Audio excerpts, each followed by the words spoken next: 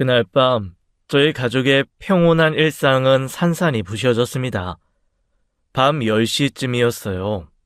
저는 남편과 나란히 소파에 앉아 TV를 보고 있었죠. 아이들은 이미 잠든 시간이었습니다. 하루의 끝이 고요하게 저물어가는 줄만 알았어요. 그때 남편의 휴대폰이 울렸습니다. 남편이 전화를 받더니 얼굴빛이 싸늘하게 굳었어요. 벌떡 일어나 외투를 집어드는 손이 부들부들 떨리고 있었죠. 여보, 무슨 전화야? 왜 그래? 형네 가게 불이 났대. 빨리 가봐야 해. 저도 급히 외투를 걸쳤습니다. 심장이 제멋대로 뛰기 시작했어요. 아이들을 깨워 상황을 대충 설명하고 집에 있으라고 했죠. 차 안에서 저는 아주버님께 전화를 걸었습니다. 신호음만 길게 울릴 뿐 받지 않았어요. 몇 번을 다시 걸어도 마찬가지였죠. 형은 왜 전화를 안 받는 거야? 제발 아무 일 없어야 할 텐데. 남편의 목소리가 갈라지고 있었습니다. 저는 며칠 전 형님에게 들은 말이 스쳤어요. 요즘 아주버님이 가게에서 먹고 자고 한다는 이야기였죠. 등줄기를 타고 싸늘한 한기가 스며들었습니다. 불길한 예감이 온몸을 휘감았어요. 현장 근처에 도착하니 거리가 아수라장이었어요. 소방차 여러 대가 빨간 경광등을 반짝이고 있었습니다. 경찰차들도 줄지어 서 있었죠. 아주버님 가게가 있던 건물에서 시뻘건 불길이 하늘 높이 솟구치고 있었어요. 검은 연기가 칠흑 같은 밤하늘마저 집어삼키고 있었습니다. 사람이 안에 있다는 것 같은데. 아유, 큰일 났네. 살았을까? 구경하던 사람들의 수군거림이 귓가를 파고들었습니다. 저는 숨이 턱 막혔어요. 다리에 힘이 풀리는 것 같았죠. 저희는 통제선 앞까지 뛰어갔습니다. 경찰이 팔을 벌려 막아섰어요. 제 형이 안에 있을 수도 있다고요. 제발 좀 비켜주세요. 형! 남편이 울부짖듯 소리쳤습니다. 목이 찢어져라 형을 불렀죠. 하지만 경찰은 요지부동이었어요. 그때 건물 안에서 들것이 나왔습니다. 누군가 실려 있었어요. 저희가 달려가 들것을 들여다보았죠. 팔과 목에 시뻘겋게 화상을 입은 사람, 살점이 너덜너덜하게 일어나 있었습니다. 아주버님이었어요. 여보! 형님이 어디선가 미친 듯이 달려와 아주버님 곁에 쓰러지듯 주저앉았어요. 머리를 쥐어뜯으며 울부짖는 형님의 모습이 처참했습니다. 구급차가 아주버님을 싣고 사이렌을 울리며 출발했어요. 저희도 급히 차에 올라 병원으로 뒤따랐죠. 형님도 함께였습니다. 응급실 앞 복도 차가운 형광등 불빛 아래서 저희는 밤새 소식을 기다렸어요. 의사가 나오기만을 손모아 빌었습니다. 형님은 복도 의자에 앉아 고개를 떨군 채 흐느꼈어요. 어깨가 쉴 새 없이 떨리고 있었죠. 저는 자판기에서 종이컵에 물을 받아 형님께 건넸습니다. 형님, 물 좀 드세요. 아주버님 분명 괜찮으실 거예요. 형님이 제 손을 덥석 잡았어요. 손끝이 얼음장처럼 차가웠습니다. 동서, 어떡해. 우리 이제 어떡하면 좋아. 형님이 제 손을 부여잡고 오열했습니다. 저는 아무 말도 할 수가 없었어요. 그저 형님의 손을 꼭 잡아드리는 것밖에는요. 다음날 아주버님이 의식을 되찾았다는 연락이 왔습니다. 우리는 안도했어요. 살아있음에 감사를 했죠. 그렇게 며칠 아주버님이 입원한 병실을 매일 찾았습니다. 아주버님 목과 팔에 화상 흉터가 선명하게 남아있었어요. 불과 며칠 전까지 멀쩡했던 분이 이렇게 변해버렸죠. 저는 가슴 한쪽이 무너지는 것 같았습니다. 그런데 어느 날 형님이 입을 열었어요. 동서, 사실 우리가 그동안 숨긴 게 있어. 이 사람이 다니던 회사가 작년에 부도났잖아. 갑자기 실직하고 나서 그래서 퇴직금으로 그 식당 차린 거잖아. 그런데 장사가 영 안 됐어. 매달 적자만 쌓였고.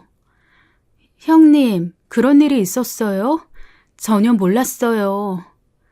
내가 처음부터 말렸어야 했는데 식당은 아무나 하는 게 아니라고 좀 더 알아보고 하라고 했어야 했는데 이 사람 고집을 꺾지 못했어.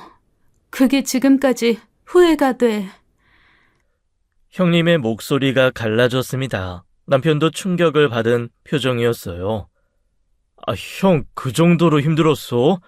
나한테 왜 한마디도 안 했어? 아, 나 형 동생이잖아. 동수야, 너한테 짐이 되기 싫었어. 형이 못나서 그랬다. 미안해. 아주버님의 목소리는 힘없이 가라앉아 있었습니다. 형님이 다시 말을 이었어요. 사실 결국 살던 집도 정리했어. 전세금 빼서 빚 갚고 남은 짐은 가게 안에 들여놓고 둘이 거기서 먹고 잤던 거야. 그런데 그 가게마저 불에 다 타버린 거야. 이제 진짜 아무것도 없어. 저는 그제야 모든 상황이 이해가 되었습니다. 왜 아주버님이 가게에서 먹고 자셨는지, 왜 그 늦은 밤에 가게 안에 계셨는지, 두 분은 이미 벼랑 끝에 서 계셨던 거예요. 보험은, 화재 보험은, 보험료 낼 돈이 없어서 해지했어. 남편의 얼굴이 사색이 되었습니다. 보험도 없으니 보상금도 받을 수 없는 상황이었죠. 당장 나갈 곳도 없고 치료비도 없어. 동서, 우리 이제 정말 어떡해? 형님이 제 손을 붙잡으며 눈물을 흘렸습니다. 남편은 천천히 아주버님 곁으로 다가갔어요. 병상에 누운 형의 손을 조심스레 잡았죠. 동수야, 형이 이런 부탁할 자격이 없는 거 알아. 근데 나 혼자 힘으론 지금은 도저히 안 되겠다. 딱 한 번만 제발 도와다오. 아주버님의 눈에서 눈물이 흘러내렸습니다. 평생 의젓하기만 하던 형이 동생 앞에서 눈물을 보이다니 남편의 눈시울도 붉어졌어요. 동서, 나도 부탁할게. 제발 우리 좀 도와줘, 응? 남편이 천천히 저를 돌아보았습니다. 그 눈빛만 봐도 알 수 있었어요. 남편이 무슨 생각을 하고 있는지, 무슨 결심을 하려는지를요. 저와 남편은 소개팅으로 만났습니다. 25살 봄이었어요. 첫 만남에서 남편은 수줍게 웃기만 했죠. 말수가 적고 과묵했지만 그 눈빛이 참 따뜻한 사람이었습니다. 남편은 작은 칼국수집을 운영하고 있었어요. 새벽부터 반죽을 치고 밤 늦게까지 설거지를 하는 부지런한 사람이었죠. 화려하진 않았지만 성실함 하나는 누구에게도 뒤지지 않았습니다. 저는 그런 남편이 좋았어요. 묵묵히 제 자리를 지키는 사람, 그게 얼마나 귀한 건지 저는 알았죠. 3년을 연애하고 결혼했습니다. 결혼 2년 차에 쌍둥이 남매가 태어났어요. 딸 하은이와 아들 하준이. 두 아이가 한꺼번에 찾아왔을 때 저희는 얼마나 기뻤는지 몰라요. 밤잠 설쳐가며 분유를 타고 기저귀를 갈았지만 힘든 줄 몰랐습니다. 넉넉하진 않았지만 내 식구가 오손도손 행복하게 살았어요. 퇴근한 남편이 아이들을 번갈아 안아 올리던 모습, 밥상 앞에 둘러앉아 도란도란 이야기 나누는 저녁, 그게 저희의 작은 낙이었죠. 남편에게는 5살 터울의 친형이 있었습니다. 바로 아주버님이었어요. 두 형제는 어린 시절 부모님을 여의었죠. 갑작스러운 교통사고였다고 들었습니다. 하루아침에 고아가 된 두 소년, 세상에 단둘이 남겨진 형제였어요. 아주버님은 남편에게 유일한 혈육이었습니다. 친척도 의지할 어른도 없었죠. 두 형제는 서로를 붙들고 살아왔어요. 그래서인지 유독 사이가 돈독했습니다. 명절이면 꼭 함께 모였고 일주일에 한 번은 부부 동반으로 만났죠.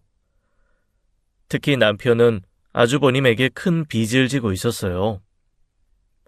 고등학교를 갓 졸업한 19형이 공사장을 다니며 동생을 뒷바라지한 거였죠. 먼지 날리는 현장에서 벽돌을 나르고 시멘트를 섞었습니다. 한여름 땡볕에도 한겨울 칼바람에도 형은 현장을 떠나지 않았어요.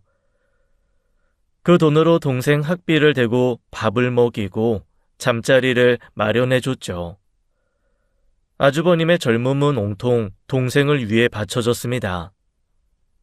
남편은 그 은혜를 평생 가슴에 품고 살았어요. 가끔 술자리에서 형 이야기가 나오면 남편의 눈시울은 어김없이 붉어졌죠. 형 아니었으면 난 진짜 길에서 굶어 죽었어. 부모 없는 놈이 어떻게 컸겠어. 그 은혜를 내가 어떻게 갚아. 남편은 늘 그렇게 말하곤 했습니다. 형은 하늘 같은 존재라고요. 그래서 아주버님이 화재로 모든 걸 잃었을 때 남편이 외면할 수 없었던 겁니다. 저도 남편의 그런 마음을 충분히 이해했어요. 아니, 당연하다고 생각했습니다. 피부치가 저렇게 쓰러져 있는데 어떻게 모른 척 할 수 있겠어요. 병원에서 돌아온 날 밤이었습니다. 남편이 조심스럽게 입을 열었어요. 여보, 나 할 말이 있어. 집 팔아서 형 도와주면 안 될까? 형이 지금 아무것도 없잖아. 치료비도 없고 갈 곳도 없고. 내가 형한테 진 빚이 있어서 그래. 제발 한 번만 생각해줘. 저는 쉽게 대답하지 못했습니다. 집을 판다는 게 어디 쉬운 일인가요? 아이들이 태어나고 자란 곳이에요. 온 가족의 추억이 서린 보금자리였죠. 며칠 밤을 뒤척이며 고민했습니다. 이 집을 팔면 우리는 어디로 가야 하나? 아이들한테 뭐라고 설명해야 하나? 생각이 꼬리를 물었어요. 하지만 병실에서 봤던 아주버님의 모습이 자꾸 떠올랐습니다. 화상으로 일그러진 얼굴, 절망에 빠진 눈빛, 제 손을 붙잡고 오열하던 형님, 그 모습들을 외면할 수가 없었어요. 결국 저는 남편에게 고개를 끄덕였습니다. 그래, 여보. 아주버님 도와드리자. 우린 다시 일어서면 되잖아. 남편이 제 손을 꽉 잡았어요. 아무 말 없이 한참을 그렇게 있었죠. 그 손에서 전해지는 고마움이 느껴졌습니다. 저희는 살고 있는 집을 매물로 내놓았어요. 한 달쯤 지나 집이 팔렸습니다. 손에 쥔 돈이 묵직했죠. 하지만 그 돈은 저희 것이 아니었어요. 먼저 아주버님의 화상 치료비를 냈습니다. 병원비가 생각보다 많이 나왔죠. 형님이 살 수 있는 작은 전셋방도 구해드렸어요. 아주버님이 퇴원하면 새로 가게를 차릴 수 있도록 창업 자금도 마련해드렸습니다. 남은 돈으론 저희는 작은 전세 아파트로 이사했어요. 예전 집보다 좁고 낡았지만 불평하지 않았습니다. 가족이 함께라면 어디든 집이 될 수 있으니까요. 이사를 마친 어느 날이었습니다.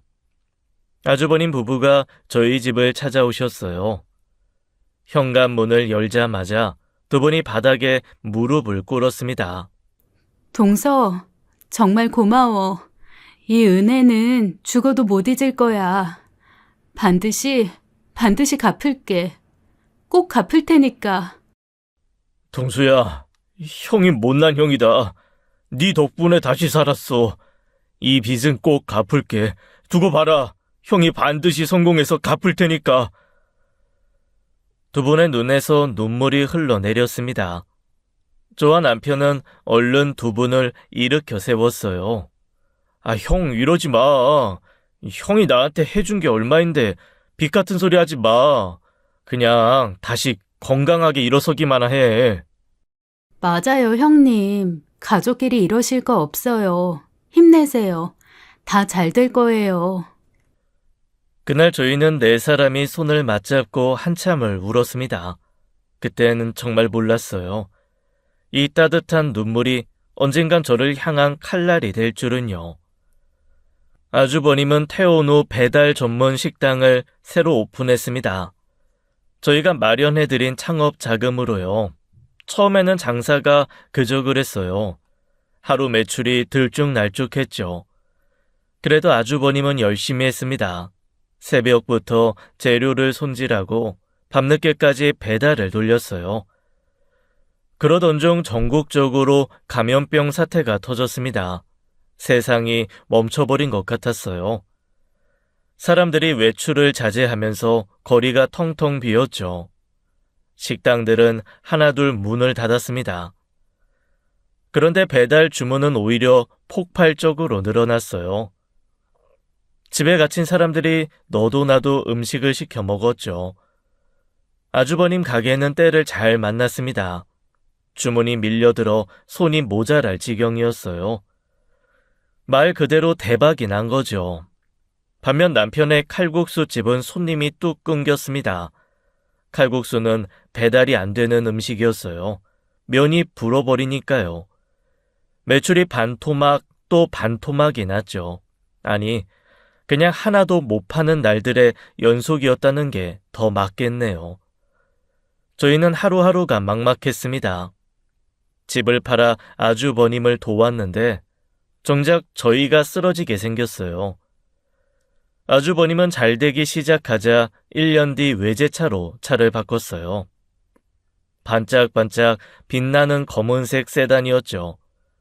그리고 다시 1년 뒤에는 넓은 아파트로 이사도 갔습니다.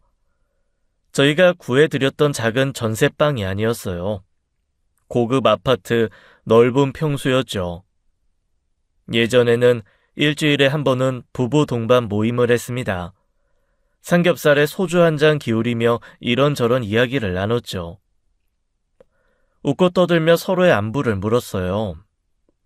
그런데 아주버님 부부의 연락이 뜸해졌습니다. 제가 먼저 전화를 해도 바쁘다며 짧게 끊었어요. 동서, 나 지금 바빠서 다음에 연락할게. 매번 같은 말이었습니다. 저는 그저 가게가 바빠져서 그런 거라 생각했어요. 잘 되는 게 어딘가 싶었죠.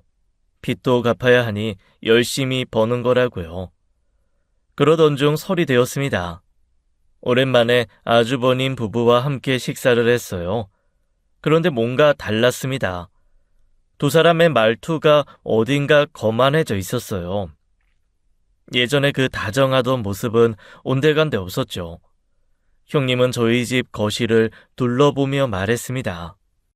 동선에는 아직도 여기 사는 거야? 요즘 좋은 데 많이 나왔던데. 동선에도 슬슬 알아보지 그래. 아, 맞다. 요즘 집값 많이 올랐지? 쉽진 않겠다. 아주버님도 자기 가게 자랑 만들어 놓았어요. 요즘 하루 매출이 얼만 줄 알아? 장사가 너무 잘 되니까 요즘은 또 세금 낼 걱정이다. 장사가 잘 되나 안 되나 걱정이야. 뭐 어쨌건 돈 버는 것도 타고난 능력이더라고. 사업은 머리가 좀 돌아가야 하는 것 같다. 뭐 식당도 사업 아니겠어? 저는 가슴 한구석이 서늘해지는 것을 느꼈습니다. 저희 돈으로 일어선 사람들이었어요. 저희 집을 팔아 도와준 사람들이었죠.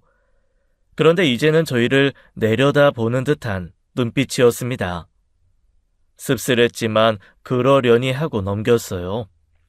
돈이 생기면 사람이 좀 달라질 수도 있다고 그때는 아직 그렇게 생각했습니다. 남편의 칼국수 집은 계속 적자를 냈습니다. 감염병 사태가 길어지면서 손님이 끊겼어요.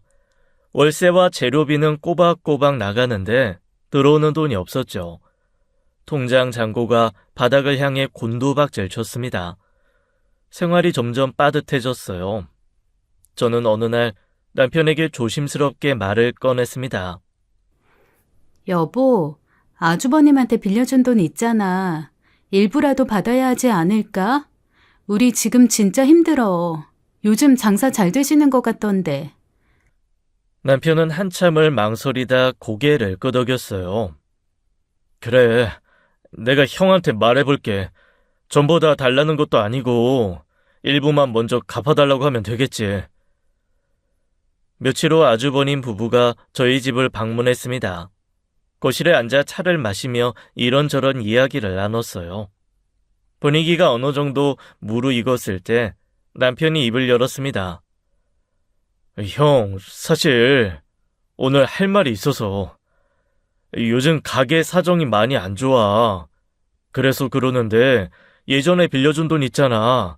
전부 다 달라는 게 아니라 일부만이라도 먼저 갚아줄 수 있어? 남편의 목소리가 조심스러웠습니다. 형에게 이런 말 꺼내는 게 얼마나 힘들었을까요? 저는 아주버님의 대답을 기다렸어요. 그런데 아주버님이 입을 열기도 전에 형님이 먼저 말했습니다. 일부라도? 갑자기? 지금 당장 필요한 거예요? 형수님, 솔직히 요즘 너무 빠듯해서 전부 다 달라는 게 아니라 조금만이라도. 아니, 근데 우리도 사정이 있잖아요. 가게 확장하려고 돈 모으는 중이거든요. 알잖아. 서방님도 장사하는 사람이니까 장사하면 돈 묶이는 거. 그건 알죠. 근데 형수님, 저희가 정말 힘들어서 말씀드리는 거예요. 조금만요. 형님의 눈빛이 싸늘하게 변했습니다.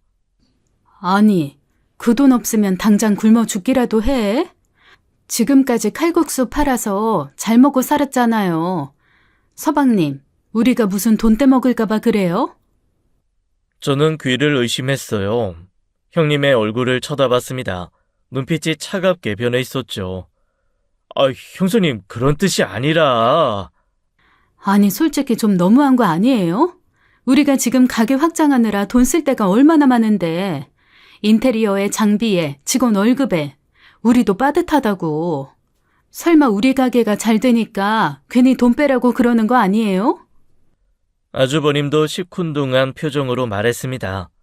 당신은 가만히 있어. 무슨 말을 그렇게 해.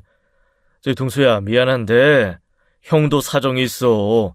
지금 확장하느라 썩 자금 사정이 좋지는 못하다. 형이 형편이 좀 나아지면 그때 갚을게. 조금만 더 기다려. 저는 더 이상 참을 수 없었어요. 형님, 저희도 지금 정말 힘들어서 말씀드리는 거예요. 그때 꼭 갚겠다고 하셨잖아요. 지금 여유가 좀 있으신 것 같아서. 그건 그때 고마워서 그런 거지. 이렇게 빚쟁이 취급하라는 게 아니었잖아. 우리가 안 갚는다 그랬어? 나중에 갚는다잖아. 왜 이렇게 몰아세워? 형님이 벌떡 자리에서 일어났습니다.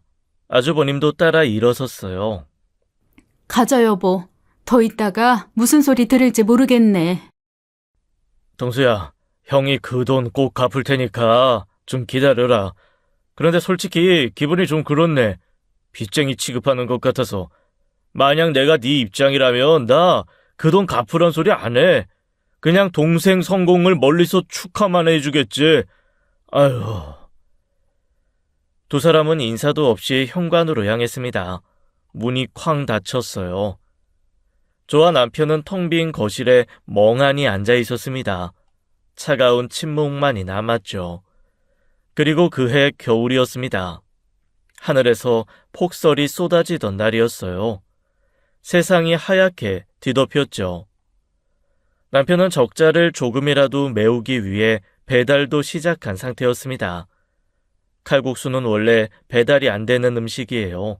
면이 불어버리니까요. 그래서 따로 배달용 메뉴를 만들었죠. 볶음밥이나 김치찌개 같은 것들요.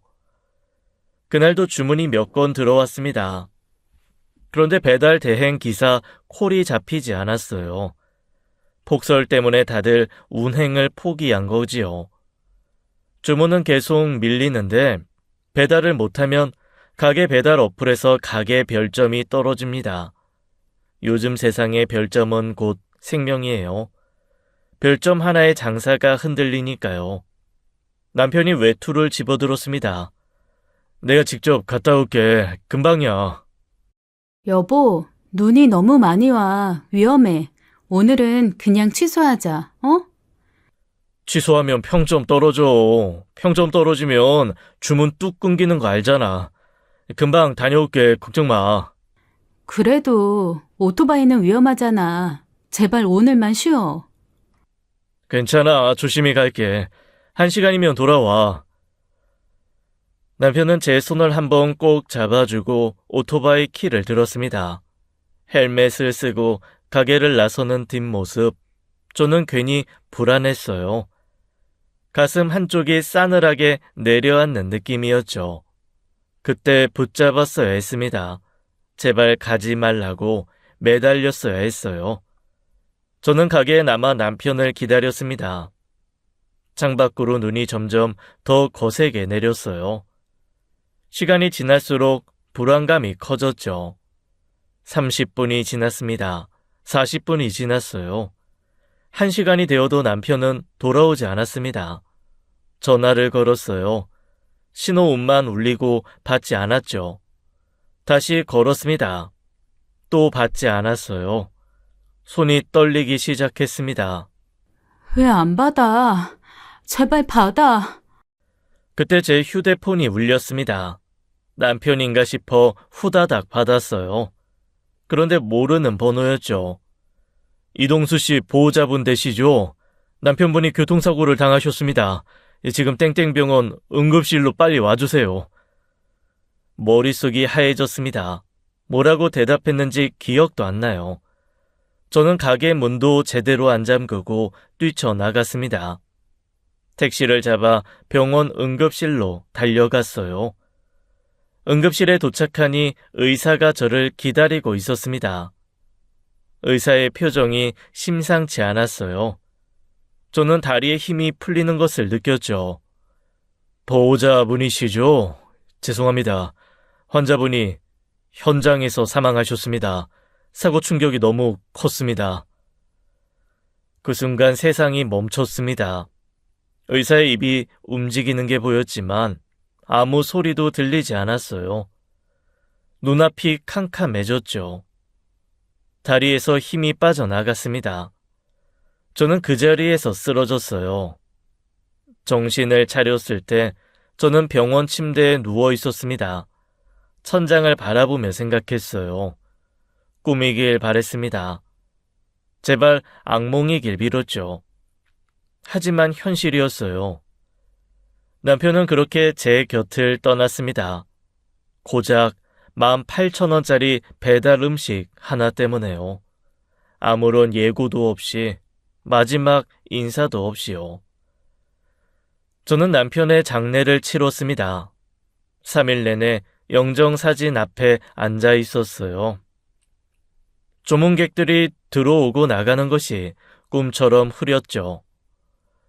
쌍둥이 아이들은 아빠를 잃고 멍한 얼굴로 제 옆을 지켰습니다. 장례식장에 아주버님 부부도 찾아왔어요. 두 사람은 저에게 위로의 말을 건넸습니다.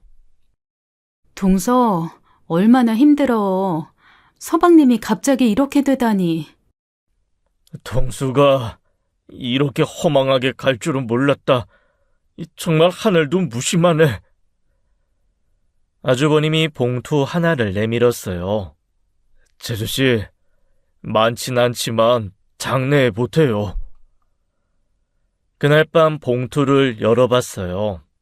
20만 원이 들어있었죠. 가슴이 싸늘해졌습니다. 외제차를 타고 다니는 사람들이, 넓은 아파트에 사는 사람들이 자기 친동생 장례에 고작 20만 원이라니요. 저희가 집을 팔아 도와줬을 때 그 돈이 얼마였는데. 하지만 참았습니다. 남편 장례 중에 돈 이야기를 꺼낼 수는 없었어요. 저는 봉투를 조용히 접어 주머니에 넣었죠. 장례를 마친 후 남편의 가게를 정리했습니다.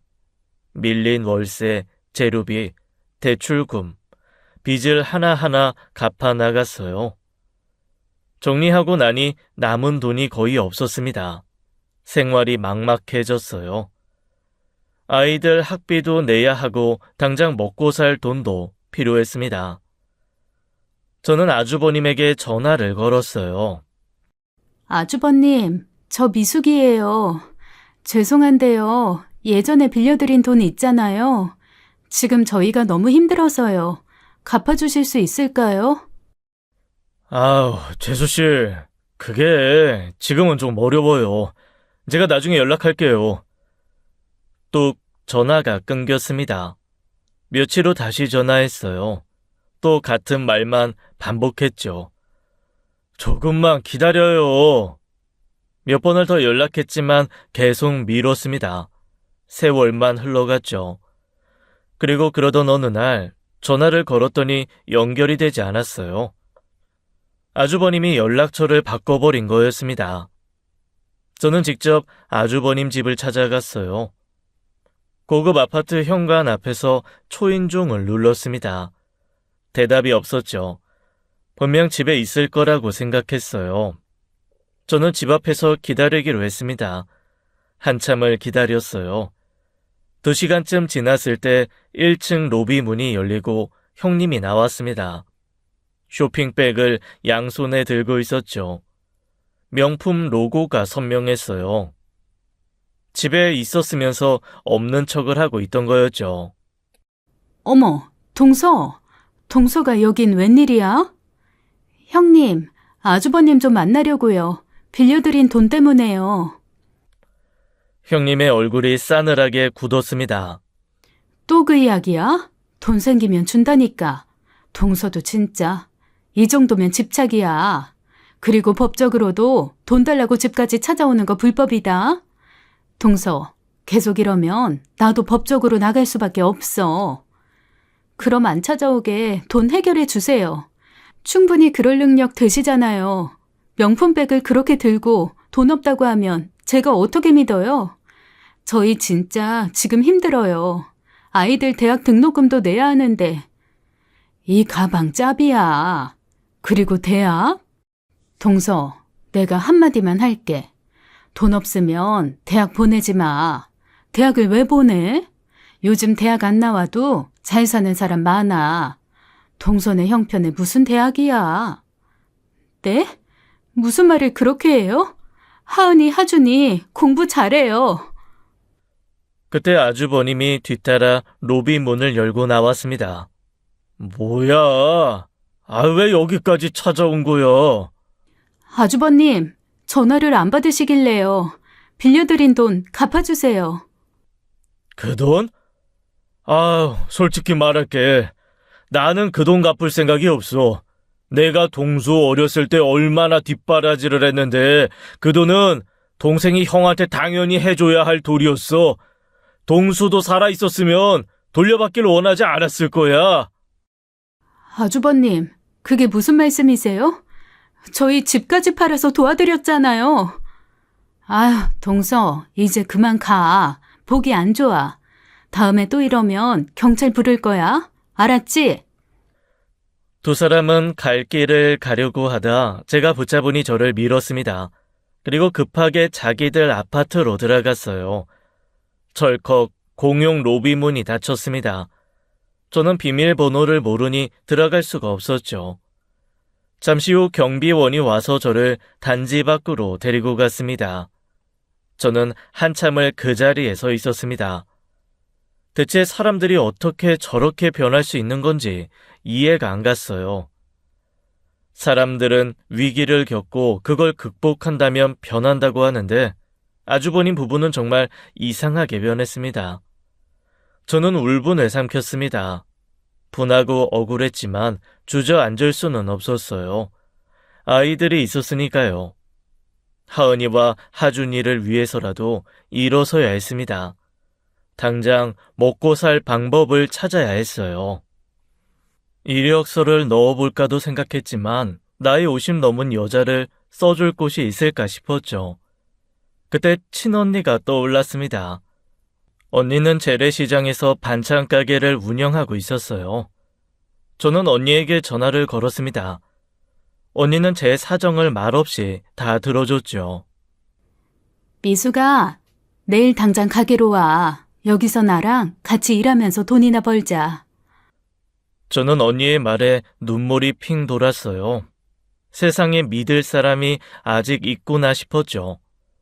다음 날부터 저는 언니 가게에서 일을 시작했습니다. 새벽 5시에 일어나 시장에 나갔어요. 채소를 다듬고 반찬을 만들고 손님을 맞았죠. 밤 9시가 넘어서야 집에 돌아왔습니다.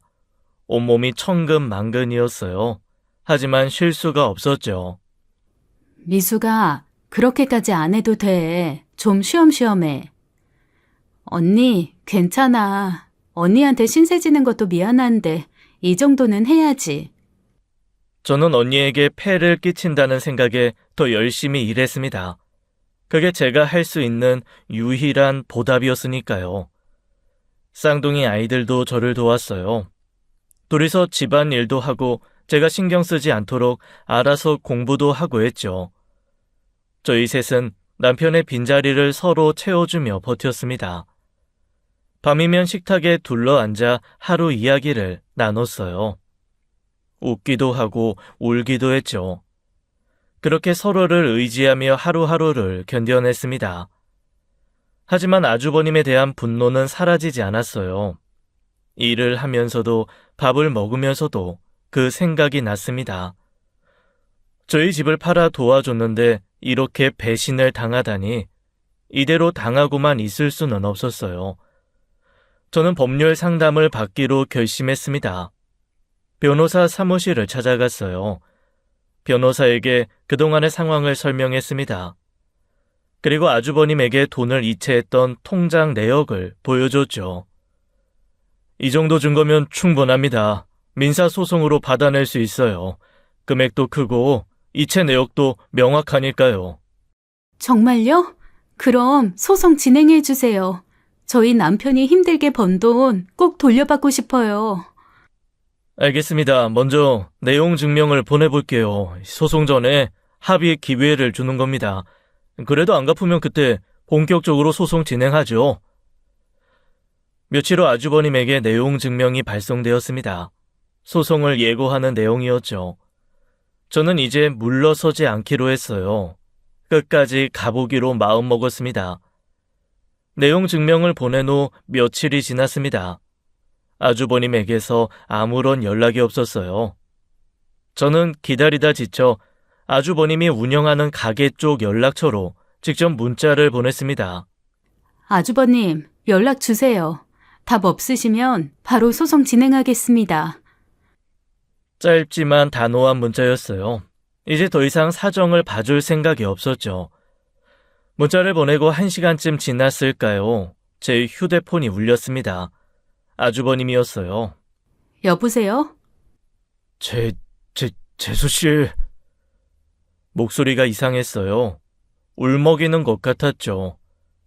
재수씨, 나 지금 돈 갚기 어려워요. 네? 또 그 소리세요? 그렇게 돈 자랑하셨으면서 갑자기 돈이 없어요? 이혼했어요. 네? 그게 무슨 소리예요? 갑자기요? 사실 내가 다른 여자 만나다가 그래서 이혼당했어요. 저는 잠시 말을 잃었습니다. 이혼하면서 재산 다 뺏겼어요. 가게도 집도 차도 전부 마누라한테 넘어갔어요. 나 지금 무일푼이에요. 진짜 아무것도 없어요. 아주버님의 목소리가 점점 떨렸어요. 훌쩍거리는 소리까지 들렸죠. 재수씨, 나도 힘들어요. 돈을 갚고 싶어도 갚을 수가 없다고요. 지금 나 거지예요. 제발 이해해줘요. 내가 나중에 그 돈 꼭 갚을 테니까 조금만 기다려줘요. 저는 전화기를 든 채 가만히 듣고 있었습니다. 아주버님은 계속 울먹였어요. 자기가 피해자라는 듯이요. 그런데 뭔가 이상했습니다. 갑자기 이혼이라니요. 타이밍이 너무 절묘했습니다. 저는 직감적으로 알았어요. 이건 거짓말이라고요. 재수씨, 듣고 있어요? 제발 한 번만 더 기회를 줘요. 나도 다시 일어서면 그때 꼭. 저는 아무 말도 하지 않았습니다. 더 들을 필요가 없었어요. 저는 조용히 전화를 끊어버렸습니다. 손이 떨렸어요. 분노 때문이었죠. 사람이 어떻게 저렇게까지 할 수 있을까요? 죽은 동생의 아내를 저렇게 속이려 들다니요.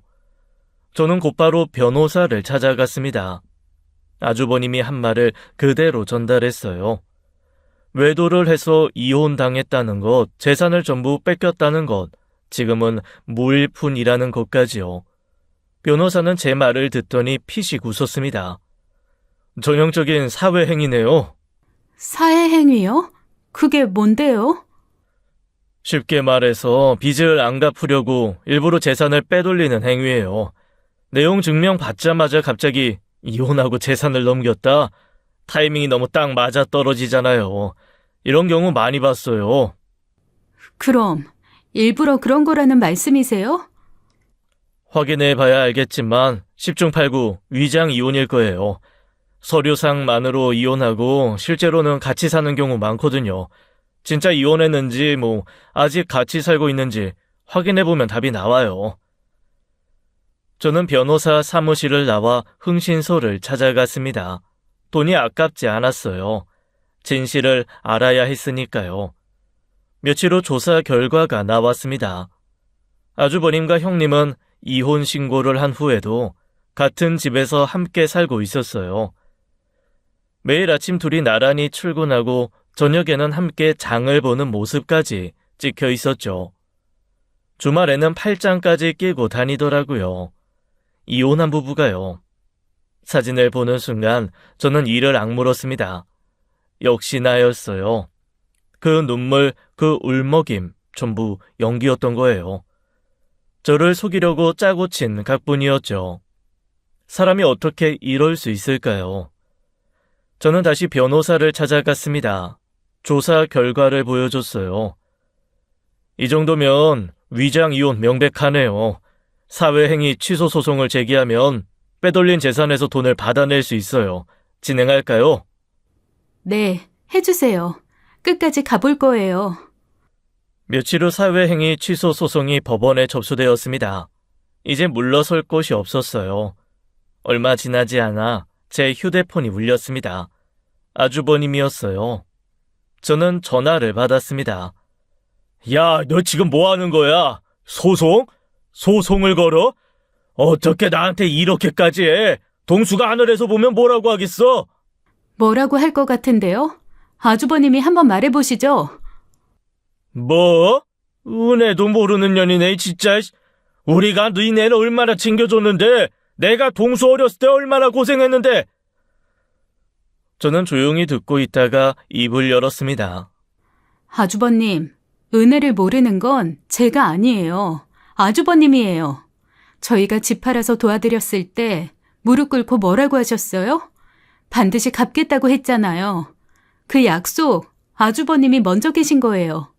법정에서 뵐게요. 저는 전화를 끊었습니다. 손이 떨렸지만 후회는 없었어요. 이제 시작이었습니다. 소송이 진행되던 어느 날 밤이었습니다. 저는 꿈을 꿨어요. 하얀 안개가 자욱한 곳이었습니다. 앞이 잘 보이지 않았어요. 저는 안개 속을 헤매고 있었죠. 발밑도 보이지 않았습니다. 어디로 가야 할지 알 수 없었어요. 그때 저 멀리 누군가 서 있는 게 보였습니다. 익숙한 뒷모습이었어요.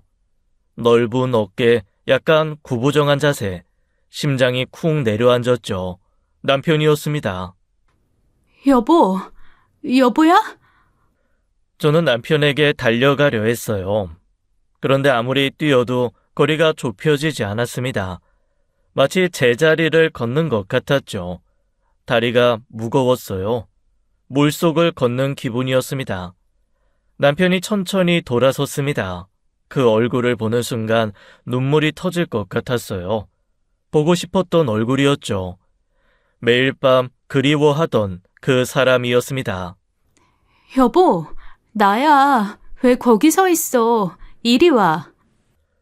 남편은 아무 말 없이 저를 바라봤습니다. 표정이 굳어 있었어요.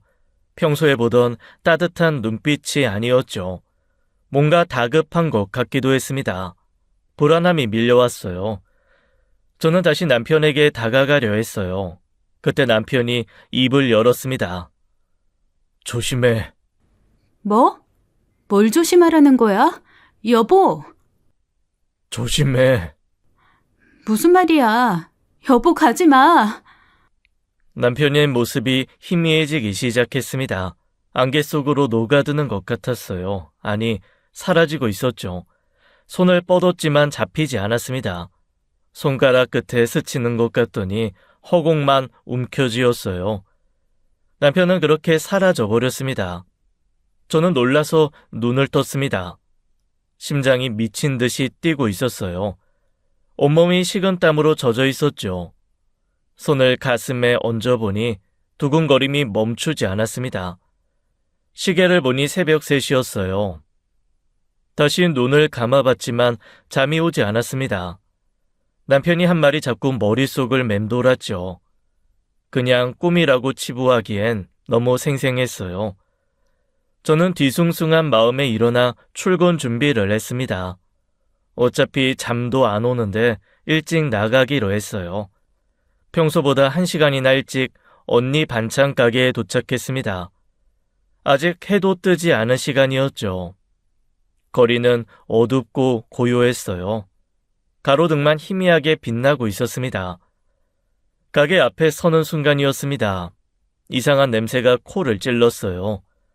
톡 쏘는 듯한 자극적인 냄새, 휘발유 냄새였습니다. 저는 본능적으로 위험을 감지했습니다. 뭔가 이상했어요.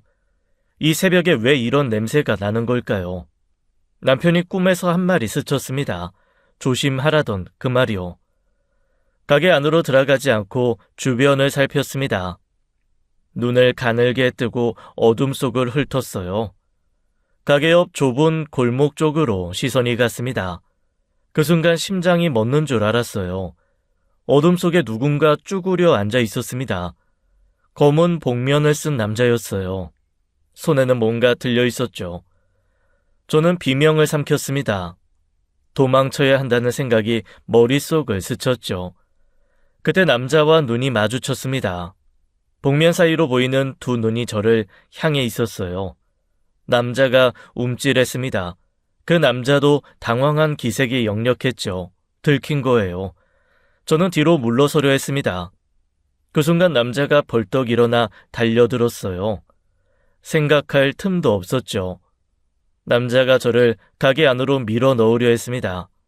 저는 있는 힘껏 저항했어요. 발버둥을 치고 손톱으로 할퀴었죠. 놓으라고! 사람 살려! 몸싸움 끝에 저는 바닥에 나뒹굴었습니다. 무릎이 까지고 손바닥이 쓰렸어요. 그때 손끝에 뭔가 닿았습니다. 벽돌이었어요. 가게 앞에 쌓아둔 벽돌 더미에서 굴러나온 것이었죠. 저는 벽돌을 움켜쥐었습니다.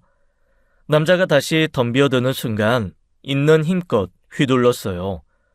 둔탁한 소리와 함께 벽돌이 남자의 머리를 내리쳤습니다. 남자가 휘청거렸어요. 하지만 쓰러지지 않았습니다. 잠시 비틀거리더니 이내 다시 저를 잡았어요. 힘이 장사였죠. 저는 끌려가듯 가게 안으로 밀려 들어갔습니다. 바닥이 미끄러웠어요. 휘발유가 뿌려져 있었죠.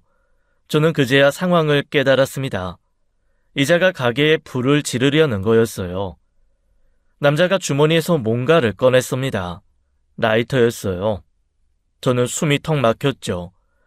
여기서 불을 붙이면 저도 같이 타 죽는 거잖아요. 제발, 그러지 마. 왜 이래? 나한테 왜 이러는 거야? 다 네 탓이야. 네가 가만히 있었으면 이렇게 안 됐어. 이제 와서 뭘 빌어? 남자가 라이터를 켰습니다. 찰칵 작은 불꽃이 피어올랐어요. 그런데 그 순간이었습니다. 불꽃이 남자의 바짓단으로 옮겨 붙었어요. 아마도 휘발유를 뿌리다가 자기 바지에 그 휘발유가 묻었었나 봅니다. 남자는 몰랐나 봐요. 불이 순식간에 번졌습니다. 다리에서 허리로, 허리에서 상체로, 눈 깜짝할 사이였어요. 남자의 옷이 활활 타올랐어요. 남자가 비명을 지르며 바닥을 뒹굴었습니다. 공포에 질린 괴성이 가게 안을 가득 채웠죠. 저는 공포에 질려 뒷걸음질 쳤어요. 그 불길이 바닥에 뿌려진 휘발유를 타고 퍼지기 시작했습니다. 가게 한쪽 선반에서 불이 솟아올랐어요. 연기가 피어오르고 타는 냄새가 코를 찔렀죠. 불길이 점점 커지고 있었습니다. 저는 정신을 차렸습니다. 이대로 있으면 가게가 다 타버려요. 언니 가게를요. 언니가 평생 일군 가게를 이렇게 잃을 수는 없었습니다. 저는 가게 안을 둘러봤어요. 구석에 빨간 소화기가 눈에 들어왔습니다. 달려가 소화기를 집어들었어요. 안전핀을 벗고 불길을 향해 뿌렸습니다. 하얀 분말이 쏟아져 나왔어요. 선반에 붙은 불이 꺼지기 시작했죠. 바닥에 뒹구는 남자에게도 소화기를 뿌렸습니다. 죽이고 싶을 만큼 미웠지만 사람이 타 죽는 걸 보고 있을 수는 없었어요. 불이 꺼지자 남자는 바닥에 늘어졌습니다. 다리와 몸에 큰 화상을 입었는지 신음을 흘렸어요. 가게는 다행히 큰 피해는 없었습니다. 일부 선반이 그을리고 물건 몇 개가 탔을 뿐이었죠. 저는 급히 밖으로 나가 119와 112에 신고를 했습니다. 얼마 지나지 않아 소방차와 경찰차가 도착했어요. 구급 대원들이 남자에게 달려갔습니다. 경찰이 바닥에 쓰러진 남자에게 다가갔어요. 그리고 복면을 벗겼습니다. 그 순간 저는 그 자리에 얼어붙었어요. 복면 속 얼굴 아주버님이었습니다. 아주버님? 믿을 수가 없었어요. 설마 했는데 정말 아주버님이었습니다. 저를 죽이려고 한 사람이 남편의 친형이었어요. 아주버님이 구급대원에 의해 들것에 실려갔습니다.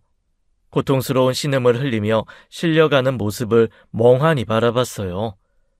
저는 경찰에게 사건 진술을 했습니다. 그동안 있었던 일을 전부 말했죠. 빌려준 돈, 문전박대, 위장 이혼, 소송까지. 경찰은 고개를 끄덕이며 기록을 했습니다. 다음날 저는 아주버님이 입원했다는 병원을 찾아갔어요. 병실 문을 열자 형님이 보였습니다. 걱정스러운 얼굴로 아주버님 곁에 앉아 있었죠. 어머, 형님, 여기 웬일이세요? 이혼하셨다면서요. 형님이 흠칫 놀라며 저를 쳐다봤습니다. 저는 씁쓸하게 웃었어요. 이혼한 사람이 왜 전 남편 병문안을 와요? 재산 다 뺏겼다면서요. 무일푼이라면서요. 너 지금... 저는 형님을 무시하고 침대에 누운 아주버님에게 다가갔습니다. 온몸에 붕대를 감은 아주버님이 저를 올려다봤어요. 눈빛을 피하듯 흔들렸죠. 아주버님, 본인도 화재 겪었잖아요. 그때 얼마나 무섭고 고통스러웠어요? 그런데 어떻게 똑같은 짓을 할 수가 있어요? 그건... 저희가 힘들 때 도와드렸잖아요. 집까지 팔아서요. 그 돈이 그렇게 아까웠어요? 그래서 절 죽이려고 한 거예요? 불질러서 태워 죽이려고? 이 쓰레기 새끼야. 아주버님은 고개를 돌려버렸습니다. 저는 목소리를 높였어요. 동수 씨가 하늘에서 보고 있어. 형이 자기 마누라 죽이려고 불지르는 거. 당신 나중에 동생 만나면 뭐라고 할 거야? 사람이 대체 왜 이렇게 변했어? 당신 그런 사람 아니었잖아. 왜? 돈 좀 생기니까 본래 모습이 나온 거야? 아주버님은 끝내 아무 말도 하지 못했습니다. 저는 두 사람을 번갈아 바라보며 말했어요. 이게 바로 인과응보야. 남 해치려다가 본인이 당한 거잖아. 하늘이 무섭지도 않았어? 결국 지가 뿌린 휘발유에 지가 당했네. 인연이 지금? 형님이 악을 쓰며 저에게 달려들었습니다. 저는 피하지 않았어요.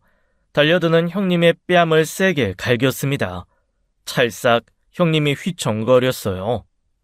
너도 똑같은 인간이야. 다시는 내 앞에 나타나지 마. 다음엔 뺨으로 안 끝나. 저는 돌아서서 병실을 나왔습니다. 뒤에서 형님이 뭐라고 악을 썼지만 듣지 않았어요. 할 말은 다 했습니다. 경찰이 병원에서 아주버님을 조사했습니다. 아주버님은 병상에 누운 채로 진술을 했어요. 며칠 후 저는 경찰에게서 연락을 받았습니다. 아주버님의 진술 내용을 전해 들었어요. 저는 귀를 의심했죠. 아주버님은 자기가 돈이 없는데 제가 돈을 달라고 협박을 해서 이런 짓을 했다고 말했답니다. 자기는 피해자라고요. 어이가 없었어요. 끝까지 거짓말을 하는 거였습니다. 피해자 행세를 하다니요. 저는 경찰에게 모든 것을 설명했습니다. 아주버님이 위장 이혼으로 재산을 빼돌린 정황을요. 현재 사회행위 취소 소송도 진행 중이라는 것도 알렸어요. 변호사에게 받은 서류들도 제출했죠. 흥신소에서 받은 사진 자료도 함께요. 경찰은 제 말을 듣고 좀 더 깊이 조사하겠다고 했습니다. 저는 고개를 끄덕이고 돌아왔어요. 이제 법이 판단할 일이었죠. 며칠 후 경찰이 영장을 받아 아주버님의 휴대폰 포렌식 조사를 진행했습니다. 삭제된 데이터까지 전부 복구했어요. 그리고 결정적인 증거가 나왔죠. 휴대폰에서 형님과 주고받은 문자와 카카오톡 내용이 발견되었습니다. 두 사람이 함께 방화를 계획하고 모의한 내용이었어요. 언제 어디서 어떻게 불을 지를지 상세하게 적혀 있었죠. 형님도 방화 계획을 알고 있었을 뿐 아니라 적극적으로 가담한 공범이었습니다. 위장 이혼이라는 것도 명백해졌어요. 서류상으로만 이혼하고 재산을 빼돌린 뒤 저를 없애려 한 거였죠. 제가 죽으면 소송도 없어지고 돈도 안 갚아도 되니까요. 얼마나 치밀하게 계획한 건지 소름이 돋았습니다. 경찰이 형님을 체포했습니다. 아주버님은 살인미수와 방화미수 혐의로 구속되었어요. 형님도 공범으로 함께 구속되었죠. 저는 두 사람이 구속되었다는 소식을 듣고 긴 한숨을 내쉬었습니다. 끝났어요. 이제 정말 끝난 거예요. 문득 남편이 꿈에서 했던 말이 떠올랐습니다. 조심하라던 그 말이요. 남편이 저를 지켜준 거였어요. 그날 새벽 평소보다 일찍 나가지 않았더라면 저는 가게 안에서 불에 타 죽었을 겁니다. 남편이 꿈에서 경고해준 덕분에 목숨을 건졌죠. 재판이 끝났습니다. 아주버님은 살인미수와 방화미수 혐의로 징역 12년을 선고받았어요. 형님도 공범으로 징역 7년을 선고받았죠. 두 사람은 법정에서 끌려나가면서도 저를 노려봤습니다. 하지만 저는 눈 하나 깜짝하지 않았어요. 한편 사회행위 취소 소송도 제 승소로 끝났습니다. 법원은 아주버님의 이혼이 위장 이혼임을 인정했어요. 형님 명의로 빼돌린 재산에 강제 집행이 들어갔죠. 저는 빌려줬던 돈과 이자를 전부 받아냈습니다.